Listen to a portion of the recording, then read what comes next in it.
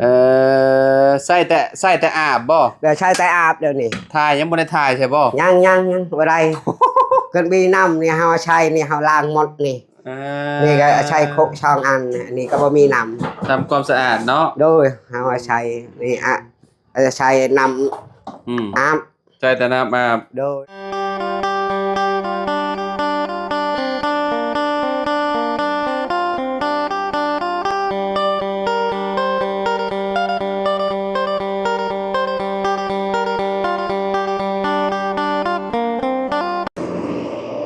กราบสบายดีสวัสดี FC เบิร์ดสุขุสุคนเด้อพี่น้องเด้อเนาะบ่ว่าสิอยู่ในและก็ต่างประเทศพี่น้องก็ยินดีต้อนรับเข้าสู่ช่องบ่าวลาวสตูดิโอคือเก่าคือเดิมเนาะพี่น้องเนาะเปิดภาพมามื้อนี้พี่น้องเฮาก็อยู่ที่บ้านสกีพีนเมืองเซโปนแขวงสะหวรรณเขตเนาะพี่น้องก็เข้ามาทางบ้าน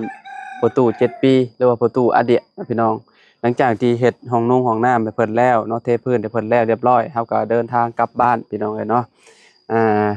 นะครับบ่ได้ลงคลิปก็หลายมื้อพอสมควรเลยพี่น้องเนาะตั้งแต่ดำนามื้อแรกๆเนาะพี่น้องที่เฮาถ่ายลงเนาะมื้อต่อมาแล้วก็บ่ได้ถ่ายเนาะเพราะว่าบ่ค่อยมีเวลาปานใดพี่น้องเอ้ยเนาะมีแต่ดำไร่ดำนาหั่นน่ะเนาะเอามื้อนี้พี่น้องเฮาก็เดินทางมาคนเดียวคือเก่าคือเดิมพี่น้องอยู่ที่อ่าเมืองเซโปนเนาะพี่น้องเนาะอยู่เหนือพี่แหละพี่น้องปอ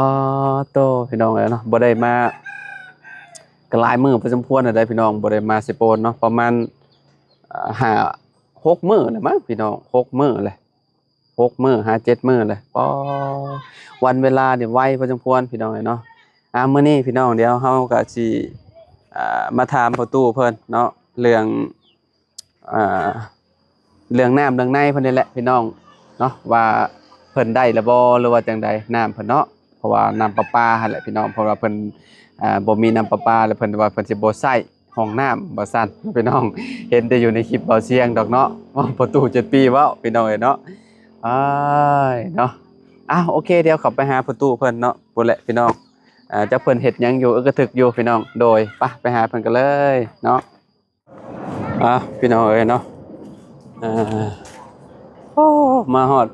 เกินประตูแล้วพี่น้องเอ้ยเนาะโอ้นี่เพิ่นก็เอามาเมียนแล้วพี่น้องเนาะดินพี่น้องดินทรายเนาะที่ว่าเหลือจากเทพื้นเฮือนเพิ่นเนาะฝั่งนี้ก็สิเป็นบางคีนพี่น้องเอ้ยเนาะทางประตูโอ้สบายดีตุโดยได้มาหึ่งแล้วขอบคุณญาติเด้อฮะมาหึ่งแล้วไผมาเหิงเจ้าก็มาฮอดมื้อนี้โดยมันส่วนสบายดีได้เด้อเนาะเฮ็ดหยังตุทำความสะอาดโดยใส่แล้วบ่ห้องน้ำน่ะใช่เฮาชามก็ต้องเอาก็แบกน้ำเฮาบ่ได้ใช้แต่อาบใส่แต่เข้าห้องน้ำโดยเข้าแต่อาบชับชื้อไปเหี่ยวนี่ก็บ่ได้เหี่ยวใช่บ่ยังบ่ว่ากันไปเหี่ยวนี่ก็ลายน้ำโอ้ยเนาะใส่แต่อาบบ่เดี๋ยวใช้แต่อาบเดี๋ยวนี้ถ่ายยังบ่ได้ถ่ายใช่บ่ยังบ่ได้เกินบีน้ำนี่เฮาใช้นี่เฮาล้างหมดนี่นี่ก็ใช้โคช่องอันนี่ก็บ่มีน้ำทำความสะอาดเนาะโดยเฮาใช้นี่จะใช้น้ำอาบใช้แต่น้ำอาบโดยจะไปเอาอยู่พุ่นบ่โดยเฮาแบกพุ่นได้กระตกเลยก็ใช้อยู่กระตกได้กระตุกอยู่นี่โดยกระตุกเพิ่นเห็นเพิ่นแบกอยู่กระตุกนี่กระตุกใหญ่ๆนี่เนาะโดยแบกอาชัยเมื่อยบ่ได้เว้าโอ้ยจักแล้วนอนแล้วเมื่อยดูเลยเลยเมื่อยเล่เลยเมียไปใส่เมียไปอยู่บ้านนี่ไปเบิ่งกระเด็นโมนี่ไปเบิ่งชัดชื่อไปเบิ่งดินไปเบิ่งดินไผนี่ไปเบิ่งดินน้องไม้น้องทายบ่โดยอ๋อไปดินเพิ่นพังลักหัวแล้วแม่นบ่จุดนี้ครับพังลักหัวชามันเฮาชอยเพิ่นเสียงไปเอาเฮา เอาเมื่อแต่หายจุดปุ๊บเห็นมันไปเลย อ่า ไปชายเฮาไป บ่อยู่ดีมีแฮงอยู่บ่โตะ โดย ฮะ โดยอยู่มีแหงแหละ อยู่ดีมีแฮงอยู่เนาะ โดย เบิ่งคือมีเมื่อยเจ้าคนจักมื้อจังแล้วดินนี่โตะ นี่ ดินตัวนี้น่ะจัก นี่ มื้อ นี่ เจ้าคนจังแล้ว นี่ได้ชิบมือแล้ว บ่เจ้าคนจังมื้อเจ้าจังแล้วนี่ฮอดบ่2มื้อ3มื้อ นี่ แม่นเจ้าคนจังหันน่ะไผคนช่อยจ้ะ ชามมือเอากะลูกเฮา คน3มื้อเนาะ โดย คนกับมาเบล โดย อาเบลไม่ใช่เบล ไปตัดกล้วยก็อยู่บ้านนี่ ไปตัดกล้วยรับจ้างบ่ โดย เฮาบ่ได้ลงคลิปก็3-4 มื้อเลยลงช่อง YouTube เลยพี่น้องเอ้ยเนาะโดนพอสมควรแล้วเนาะตั้งแต่กลับเมื่อจากบ้านพ่อตู้แล้วก็ลงคลิปเทื่อเดียวน่ะก็จบเลยบ่ได้ลงเลยพี่น้องเอ้ยเนาะ YouTube น่ะสิปิดกั้นการมองเห็นแล้วบ่จ๊ะนี่เนาะโดนล่ะเนาะกินฮอดกันอยู่บ่ตุ อ้าวกินฮอดเจ้าบ่ได้มา ฮะกินฮอดข่อยอยู่บ่ โดย เฮาเป็นไผ เฮาบ่ได้มาก็โมเห็นบ่เห็นจิโต เฮาเป็นไผ เฮาสิเห็นแต่เวอาชยัง เฮาซื้อหยังนี่ฮะ โอ้ยเฮาลืมแล้ว บ่จื้อเฮาซ้ำบัดนี้ เฮาลืมแล้ว ชื่อหยังนึกดีๆนึกดีๆเด้อตู้ โอ้ยก็ไปเฮาเว้าเบาลอยอัน บ่หยังก็ เอาเอิ้นไปเบาลอย บ่ลอยบ่ลอยไสบัดนี้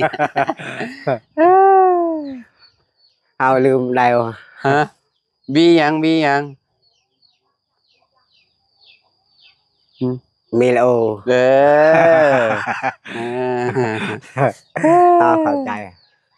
โชคมาน แขนยังนี่ในคอนี่ นี่ แม่นบ่นี่ในคอเจ้านี่ แย่งนี่ แม่น แย่ง คือหยังใหญ่ แย่งคำนี่เด้ ใช่โอ้เบิ่งโอ้แขนกุญแจอืมแขนกุญแจแขวนไว้ให้หยังกุญแจนี่ โดย คือบ่เก็บเมียน โอ้ยเมียนลูกนายลิ้นนะ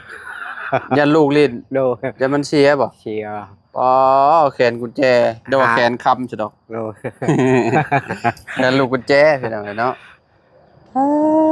พี่น้องเนาะน้ำน่ะสิต่อจากไสน้ำเจ้าน่ะ นี่เฮาอยากตาผักบอลนี่ขุด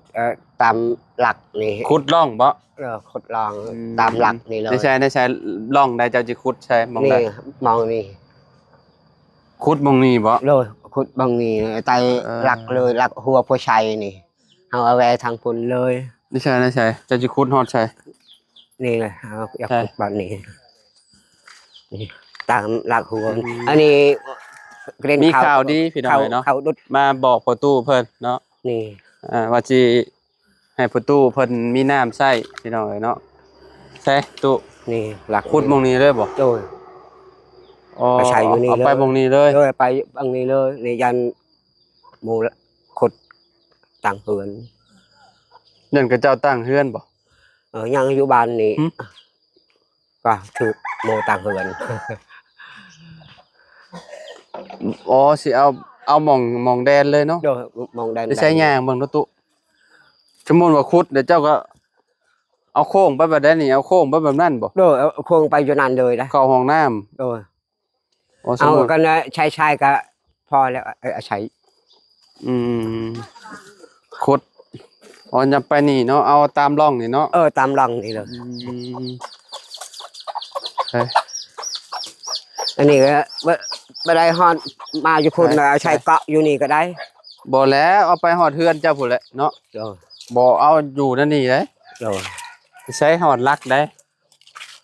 นี่เด้อ มองท่อใหญ่มันอยู่มองนี่บ่ โดยนี่ ฮะ นี่บังนี่ ใช่อันนี้บ่คอมันบ่ นี่ทอนั่นแหละนี่ ฮะอืม บ่ได้ไกลแล้วนี่ ใกล้เติบเลยพี่น้องเนาะจากเฮือนประตูมาพี่บ่ฮู้ว่าจักเม็ดเนาะ โดย เพราะว่าท่อแป๊บนี่ท่อนหนึงมี4เม็ด จักสิใช้จักท่อนแล้วเดี๋ยวสิอ่าถามเพิ่นก่อนเนาะ โดย ถามทางผู้ที่ว่าเพิ่นต่อน้ำประปาให้แหละพี่น้องเอ้ยเนาะอืมอยู่นี่ก็มีน้ำประปาเนาะเพราะว่า นี่ เพราะว่าของของไผนี่ของน้องไม้น้องทายบ่ โดยอันนี้ของไทยนี่ อืมของประตูนี่ไปพุ่นเนาะ โดยไปพุ่น ชุดอยู่หั่นเนาะ โดยชดอยู่หันแล้ว อืม อันนี้ได้มันเกาะนี่นะ มองนี่บ่ท่อใหญ่อยู่มองนี่เนาะ โดยนี่ แย่งไปเบิ่งของลาวก่อนซะพี่น้องเอ้ยพออยู่เฮือนหลังนี้ก็มีเนาะอันหนึงเนาะ โดยนี่เฮาปัดนี่บอลนี่นี่เฮาปัดนี่บอลนี่ เจ้า เฮาปัดบอลนี่ เจ้าขุดเอาเองบ่นั่นนี่น่ะ เฮาคุดเองเลย เอ่อพี่ของลาวอยู่พี่น้องเอ้ยของประตูนี่เด้ของลาวอยู่นี่อันนี้มิเตอร์มันเนาะ โดยมาเติมมัน มิเตอร์น้ำ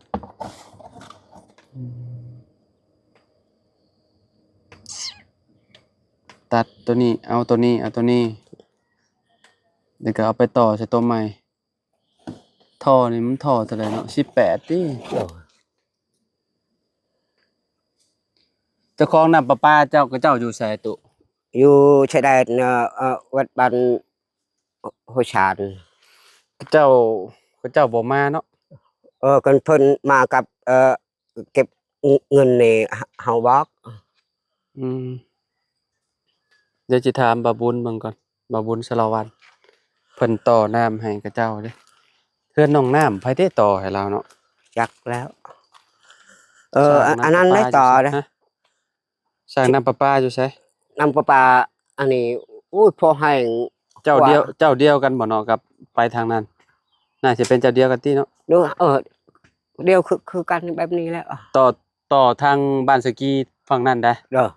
แม่นบ่ เออ เออพี่เนาะท่อ มันมั ต่ ก อ จะ มอง ทา พี่ นี้ พี่เนาะ คนเรา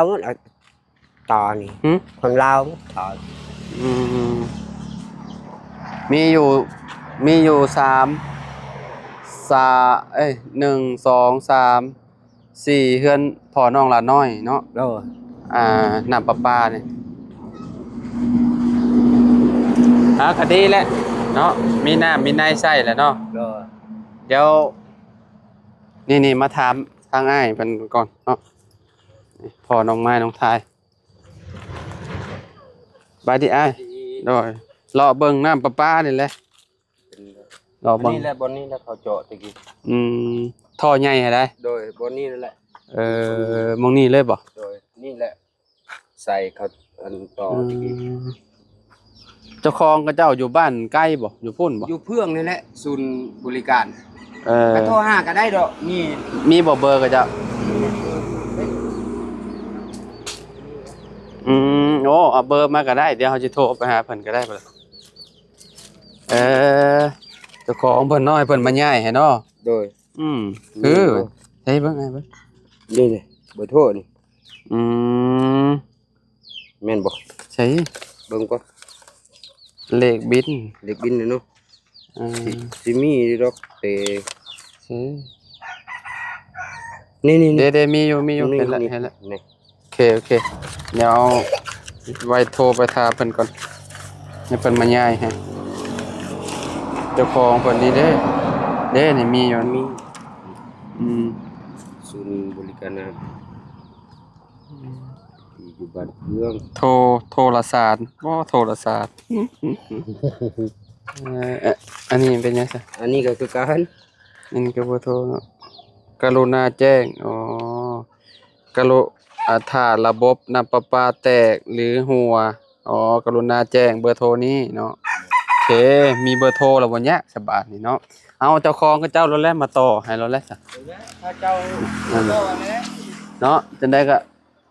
อันนี้เฮาขุดเอาเองบ่ พูดเอาเองนั่นแหละ ต้อง ต่อแต่ซื่อนั่นแหละก็ มีแต่ให้กับเจ้ามาต่อให้แล้วเฮาขุดเอาเองเนาะ เอาพูดเองแต่เฮาจะลง อืม แล้วเฮาก็พูดไปแล้วแหละ ตู้ต้องลงมือขุดแล้วซะเจ้า เด้อ เด้อ โดย จะต้องลงมือขุดเองเจ้าสิเอาตามไปเอาไปแบบนี้แม่นบ่ โดยเฮา แล้ว จะ สิ ตา เอา ม ตามร่องนี่ไปแบบนี้เนาะ โดยเฮาตามลองไปแบบนี้ คนนี้สิ เออ คนนี้แหละตัวน้ อืม ำคนนี้แหละ ตรงนี้แล้วเนาะ บ่ลึกเลยดอก ทำนี่ มีแต่เฮาเอาตามร่องนี่ไป โดย เพื่อว่าอนาคตเพิ่นสิ ก็จะ ปลูกเขื่อนปลูกหยังเนาะ เขื่อนนั้น อ่า เขาดินเขาเจ้านี่แบบ อืม อายเพิ่น อ่า คิดแบบผู้ตุ7 ปีนี่ก็จะตั้งเขื่อนขนาด เฮาก็เอาตามร่องตัวนี้แหละ ตามร่องนั่นแหละไป ตามร่องไปพูนแล้วก็เฮาก็เอาไปเลี้ยวพูนเข้าเฮือนเจ้าพูน โดย อ่า เนาะตู้เนาะ โดย คือแบบนี้เนาะมีแห้งนะบัดนี้เนาะ ขอบใจ อืมมีแห้งบ่บัดนี้ มีให้เงยเป็นไดน เออ ำก็ยังบ่มีนำนี่ได้ มันจังบ่เมื่อยปานใดเนาะ โดยโอ้ยกันเมื่อยแบกนำคือมือเมื่อยแล้ว แม่นแล้วเมื่อยและแบกน้ำของมือมันความเราจะเฒ่าแล้วครับ โดย พี่น้องเพราะว่าเฮาต้องใช้น้ำแต่ละมื้อเนาะ โดย ใช่พี่น้องเนาะลงมาพี่เนาะลงไปพูด โดยเนี่ยขุดนี่เลย เอาตามนี้ไปเลย โดย เนาะ ตาม ร่อง เลย ไปอืมเอาเดี๋ยวมื้ออื่นจังลงมือขุดก็ได้ตัวเอ้ย โดย เนาะเพราะว่ามื้อนี้มันค่ำเลย โดย มื้ออื่นเช้าจังลงมือขุดแต่พุ่นแล้วมา โดย ขุดแต่พุ่นแล้วมา โดย เนาะมาตามร่องนี่มาแล้วเนาะตามร่องนี่มาแล้วก็ลงไปพุ่น เอาลง นะ อยู่นี่เลยไปพุ่น ดินเป็นไดบุนี่ โดย แข็งมาจาก บ่ ฮะแข็งบ่ดินนี่ฝนตกอยู่บ่ทางนี้ตุ โอ้ยพันตกฮะ ลมลายก็ เนี่ยก็ เปลือกมัดนี่ ฝนตกลมพัดมาบ่ โดย น้ำเข้า โดย มันสาดเข้าซื่อๆมันบ่ได้เป็นหยัง โดยเฮา อืม อาศัยแพทย์นี่แหละเฮากวาด มีแห้งแล้วบัดนี้ แล้ว เพิ่น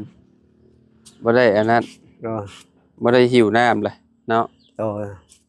ทางแม่เพิ่นก็บอกมาว่าเงินที่เหลือ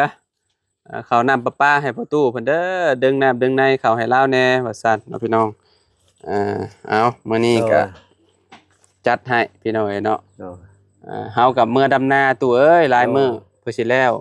ยังบ่ได้แล้วซ้ำนาเฮานะ โดย ยังอยู่ประมาณ 2-3 อัน โดย มันยังดำยังบ่แล้ว โดย ดำพงอีกซ้ำได้หะ โดย แม่นธรรมดาบ่เขาบ่ฮู้ว่าสิได้กินหรือบ่เนาะคะแนนฝนตกใส่ก็ได้กินอยู่ โดยเอ้ยยามพันตกนี่ได้กินอยู่ยังแรงนี่ตายแล้ว แม่นมันเป็นก้าใหม่เพราะมันอันนั้นพี่น้อยเนาะ โดย บ่ฮู้และเฮาก็บ่ฮู้เฮาก็บ่ได้กำหนดผลคือกัน โดย ตกบ่ตกบ่จัก จักเฮาก็ฮู้จัก โดย แล้วเข้าเฮาก็หิวแล้ว โดย นี่ โอเคสพี่น้องเอ้ยเนาะจังได้ก็ดีใจนำประตูเด้อ โดย ได้น้ำประปาเด้อ เอาความใจ ย้ายน้ำใหม่ให้เราแล้วพี่น้องเอ้ยเนาะ กันได้นำนี่สาธุได้เงินได้ค อืม ำเจ้าชอยเฮา อ่า ปนคนโชคมานอย่าเจ็บอย่าไข้ไปตลอดปลอดภัยร่ำรวย โดย ได้เงินได้ค โดย ำสาธุ สาธุเนาะ โดย ไปสาพี่น้องเอ้ยเนาะจังได้ก็ขอบคุณเนาะทั้งแม่แล้วก็เอ้ยหลายๆเด้อเนาะที่ยังซอยประตูเพิ่นมาเนาะจนอันนี้แหละพี่น้องจนให้ประตูมีน้ำมีในใช้เนาะเพิ่นก็อีต้นสงสารประตูเพิ่นเนาะเห็นแบกน้ำโอ้ยพี่น้องเอ้ยเนาะ สาธุได้เงินได้คำ โมเมนต์เรื่องง่ายเนาะตู้แบกมาแต่พุ่นเนาะน้ำเนาะ โอ้พอแห้ง เอาอยู่ดีมีแฮงร่ำรวยกว่าเก่าเด้อแม่เด้อ